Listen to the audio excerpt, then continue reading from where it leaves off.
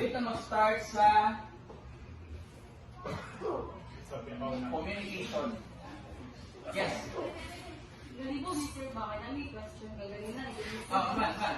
Ano sa'yo kanang sakto yung grammar dito, sir. Kanang sa mga ganina, freshman. So, ano siya nga, kung saan sakto nga grammar sa you will sleep or you can sleep. So, mong tubag ito, sir, kay you can sleep. Sakto, sir.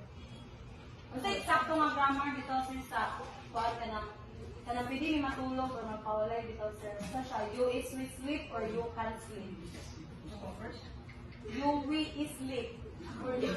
Kung kami, sir, mga nagas ni Conce, sa mga grammar, you will sleep or you can sleep. Actually, if we're going to apply the different periods in English, if you are asking for permission, dapat nililid na siya. Because there's an answer nga, if you're going to ask a teacher, sir, can you sleep? The answer then is, yes, you can, but you may not.